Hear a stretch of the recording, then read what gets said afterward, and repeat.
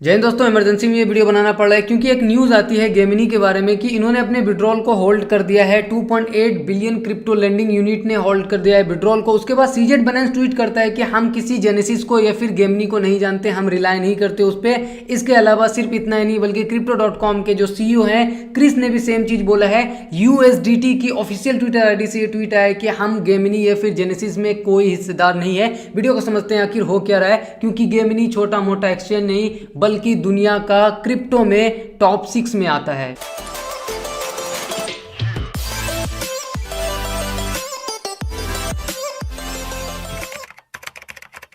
तो गेमिनी जो कि टॉप 10 एक्सचेंज में आता है, उसने एक ट्वीट किया कि we are aware that Genesis Global Capital, ठीक है, जो कि इनका लेंडिंग पार्टनर था अर्न प्रोग्राम को लेकर के, उन्होंने विड्रॉल को बंद कर दिया है। और जैसे ये न्यूज़ आती है, ये न्यूज़ वायरल हो जाती है एंड सीजेड बाइनेंस फौरन से ट्वीट कर देता है अपने आप को पीछे यानी कि सेव करने के लिए, और बोलता है कि Binance does not rely on genesis और एनी थर्ड पार्टी। यानी कि जो भी बाइनेंस अर्न का प्रोडक्ट है, जैसे कि आप बाइनेंस के एप्लीकेशन में जाएंगे ना, तो एक बाइनेंस अर्न का ऑप्शन आता है जहां पे आप स्टेकिंग कर सकते हैं और अलग अलग फैसिलिटी वो आपको प्रोवाइड करता है, जैसे ऑटो इन्वेस्टिंग हो गया।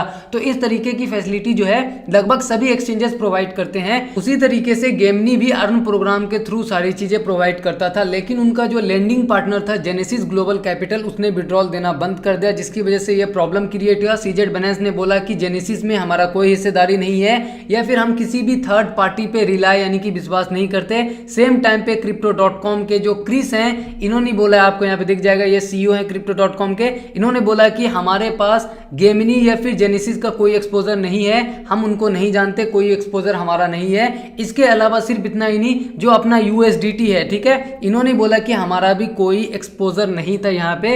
इससे लाइफ का एक फलसफा आपको समझ में आने वाला है यहाँ से कि जब बुरा वक्त आता है ना, तो हर कोई आपसे पीछा और रिश्ता और नाता तोड़ाने लगता है। अगर आप तरक्की करोगे तो दूर के रिश्तेदार भी आपका रिश्ता जुड़ाने आएंगे कि मैं इसको जानता हूँ यहाँ से वहाँ से, और जब आप बुरे वक्त में फंसोगे तो सब अपना पल्ला झाड़ने लगेगा और वो पीछे हटने लगेगा। जैसे कि यहाँ पे दिख रहा है, यूएसडीटी ने बोला कि जेनेसिस से हमारा कोई लेना देना नहीं है, सीजेड बाइनेंस ने बोला कि हमारा कोई लेना देना नहीं है, क्रिस ने बोला कि हमारा कोई लेना देना नहीं। लेकिन अगर यही जेनेसिस कुछ अच्छा कर देता, सब जानते हैं इसको। इसके अलावा गेमिनी जो कि एक एक्सचेंज है और टॉप का एक्सचेंज है, इसमें बाकी फंक्शन काम कर रहे हैं, सिर्फ ये जो अर्न वाला फंक्शन है इसमें प्रॉब्लम आई है। तो यहाँ पे हमें एक चीज समझना और सीखना है, वो चीज ये है कि अभी अगर आपका पैसा एक्सचेंजेस पे फंसा हुआ है तो आप अपने क्वाइंस को या फिर यूएसडीटी को लॉक मत करना। अनफॉर्चुनेटली कुछ अगर आपके एक्सचेंज के साथ होता है, अगर आपका पैसा वहां पे लॉक रहेगा तो आपको दिक्कत होगा। इसीलिए अपने पैसे को या फिर अपने क्रिप्टो को थोड़ा सा फ्री रखो कि जब कोई बुरी न्यूज आए तो आप वहां से उसको शिफ्ट कर सको। किसी भी अर्न प्रोग्राम में, किसी भी तरीके के प्रोग्राम में, जब तक मार्केट की सिचुएशन थोड़ी ठीक नहीं हो जाती है, आपको ज्यादा एक्स्ट्रा कुछ भी नहीं करनी है। इसके अलावा ये न्यूज बड़ी इसलिए बन जाती है क्योंकि ये जेनेसिस ग्लोबल जो कैपिटल है ना, वो ग्रे स्केल से जुड़ा हुआ है। ग्रे स्केल ने ट्वीट करके बताया, आप यहाँ पे देख सकते हैं, in the wake of recent event our investors should know that the safety and security of the holdings underlying Grayscale digital assets product are unaffected. यानी कि जो भी चीजें जेनेसिस को लेकर के आ रही है, जो कि सब्सिडरी है ग्रे स्केल एफिलिएट का, लेकिन ग्रे स्केल के जो भी एसेट्स हैं वो अनअफेक्टेड है, इस पे कोई फर्क नहीं पड़ा है। और ग्रे स्केल का न्यूज में आना इसलिए भी दिक्कत करता है। राइट नो तो इन्होंने क्लियर बोल दिया है कि देखो हमें इससे कोई फर्क नहीं पड़ता, एंड जो भी जीबीटीसी है या फिर जो भी प्रोडक्ट है हमारा, वो सेफ एंड सिक्योर है, और जो हमारा कस्टोडियन है यानी कि कॉइनबेस उसको होल्ड कर रहा है।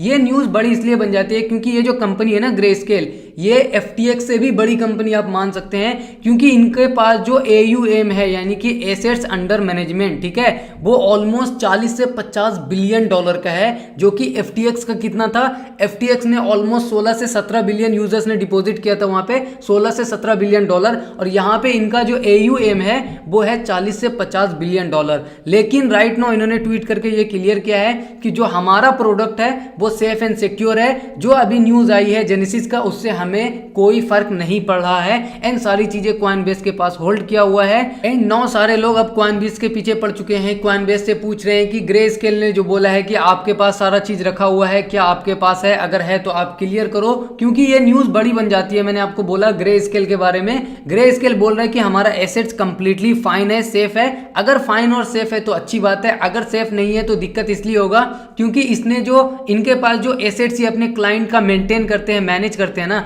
वो बहुत बड़ा है। रिसेंटली 2021 की अगर मैं बात करूं, मैंने जितना डाटा मेरे पास था 43 बिलियन डॉलर तक पहुंच चुका था 2021 में। राइट नाउ कितना है ये हम आपको बताएंगे अगर ये न्यूज और ज्यादा बड़ी हो जाती है तो। अभी आपको इतना याद रखना है कि जो टॉप के एक्सचेंज थे उसका नाम था गेमिनी। इसका जो अर्न प्रोडक्ट था उसमें प्रॉब्लम आई, इसके जो लेंडर थे जो इसको पैसा देते थे उसने विड्रॉल को रोका। इसीलिए अगर एक्सचेंजेस पे आपका पैसा है तो आप कहीं पे उसको लॉक या फिर स्टेक मत करो जब तक ये सारा जो वायरस चल रहा है ना क्रिप्टो करेंसी में थोड़े टाइम के लिए ये सोल्व ना हो जाए। एक तरफ जहां जेनेसिस का, गेमिनी का, बाइनेंस का सारी चीज एक तरफ से न्यूज सामने आती जा रही है, अलग अलग तरीके की न्यूज सामने आते जा रही है, वहीं शिबा इनु कॉइन के वेल्स अलग ही दुनिया में चल रहे हैं और वो बैठ करके शिबा इनु कॉइन खरीद रहे हैं। आपको यहाँ पे दिख जाएगा 16 नवंबर 8:51 और राइट नो टाइम हो रहा है 9:35। ठीक है, यानी कि 1 घंटे पहले एक इंसान ने ट्वीट किया कि 655 बिलियन शिबा इनु कॉइन ऐसे मार्केट में वेल्स ने खरीदा। और आपको तो पता है बिना प्रूफ के इस चैनल पे कुछ बताया नहीं जाता। सो हमने रिसर्च किया, थोड़ा बहुत रिसर्च का तो पता चला कि एक वैलेट एड्रेस है जो कि आपको यहाँ पे दिख जाएगा क्लियर में, उसने पिछले कई दिनों से बस शिबा इनु कॉइन को खरीदता है गया। आप देख सकते हैं सिर्फ और सिर्फ आपको यहाँ पे इसके वैलेट में आता हुआ दिखेगा कि शिबा इनु कॉइन 8 घंटे पहले इसने खरीदा, 15 घंटे, 16 घंटे, 18 घंटे, 2 दिन, 5 दिन, 7 दिन। इसके अलावा पीछे भी जाएंगे तो आपको दिखेगा कि बस ये खरीद ही रहा है पिछले कई दिनों से। यह तो ये हो सकता है कि शिबा इनु कॉइन के बारे में कुछ ऐसी न्यूज अंदर अंदर चल रही है जो हमें नहीं पता, या फिर इसका पैसा फालतू है और ये बर्बाद करना चाहता है। क्योंकि इतना बड़ा अमाउंट आप यहाँ पे देख सकते हैं, टोटल इसके पास कितना शिबा इनु कॉइन हो चुका है पता है आपको? 17 trillion Shiba Inu coin. 17 trillion Shiba Inu coin ये वेल होल्ड कर रहा है और पिछले कई दिन से सिर्फ खरीद ही रहा है। कमेंट करके जरूर से बताएं कि ये जो वेल है जो कि ऑलमोस्ट 17 ट्रिलियन तक पहुंच चुका है, ये शिबा इनु कॉइन को क्यों खरीद रहा है? आपको क्या लगता है? कुछ अंदर की न्यूज इसको पता है? इसके बारे में हम डिटेल में चर्चा करेंगे। अभी मेरा फोकस मेन जो था वो ग्रे स्केल पे या फिर बाइनेंस ने जो ट्वीट किया गेमिनी की न्यूज उस पे था। एंड लेट्स होप, उम्मीद करते हैं कि ये जो गेमिनी की न्यूज है वो ज्यादा बड़ी ना हो जाए, क्योंकि अगर इसने ग्रे स्केल को लपेटा में ले लिया तो प्रॉब्लम हो सकती है। यहीं पे जो अर्न प्रोग्राम का न्यूज था, अर्न प्रोग्राम पे ही खत्म हो जाए तो ज्यादा बेहतर है। इस एक्सचेंज पे कुछ प्रॉब्लम ना हो या फिर ग्रे स्केल पे कोई प्रॉब्लम ना हो तो ये क्रिप्टो के लिए अच्छी बात है, क्योंकि ग्रे स्केल कितनी बड़ी कंपनी है मैंने आपको बताने की कोशिश की। उम्मीद करता हूँ ये सारी चीजें आपको समझ में आई हो। वीडियो को लाइक करने में कमी मत करना, क्योंकि कंप्लीटली फ्री होता है लाइक करना। शुक्रिया, धन्यवाद, जय हिंद।